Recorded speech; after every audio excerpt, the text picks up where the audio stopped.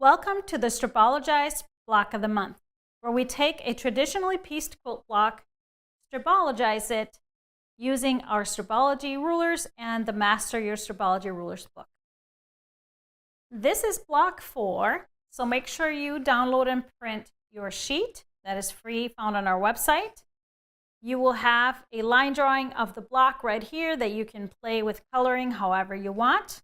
And then, of course, the sizes needed for the 12-inch or 9-inch or a 6-inch finished block. So let's take a look at this month's block. It is similar from block 3. We have 9 units, so it's a grid of 9. We have here combination units, which means there's 1 large triangle and 2 small triangles. But you will notice that these guys are a mirror image of each other. So we have 4 of them, 2 that are identical. So we have 2 and then 2 mirror images. The other units are just squares, including the center square. So our center square is going to be finishing at 4 inches for our 12-inch block, and so are the corner squares.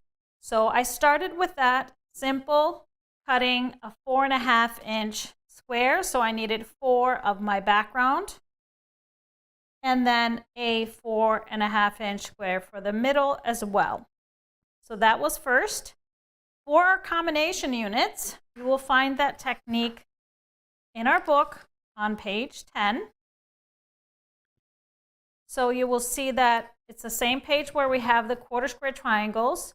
The technique for the combination block is described here below. And naturally, using this method, you will get 2 and 2 mirror image block when you are using just 3 fabrics for the block. So let's take a look. For mine, I need a 4-inch finished square. So I will start with the 2 fabrics that are the small triangles.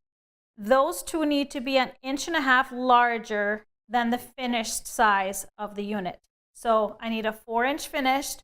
So what is going to be here, these 2 small triangles, I'm going to need a 5.5-inch square. And a set of 2 is going to be enough for 4 blocks. So I have my background because I wanted to continue that around. And then I am using this black instead of the red.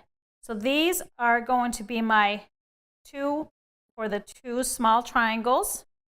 And we start just like we do with half square triangles as described here. We cut it apart and make large half square triangles. You will end up with 2 of each of these.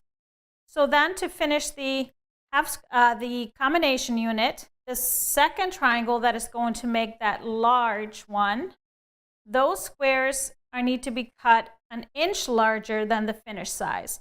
So I have these cut at 5 inches, which will fit perfectly. Once I have these sewn, I can take the large one, place it on top, do my cut, and sew, and I'll end up with these combo units that have this fabric as my large triangle. So 5 inches and 5.5 for the other 2. So I'm going to go ahead and make my combination units and trim them.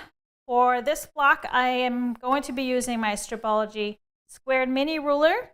And once I have my units, I'm going to join the block in 3 rows. I'm going to press the center unit towards the middle, top and bottom away from the center, so I can join it and everything fits together, nesting beautifully.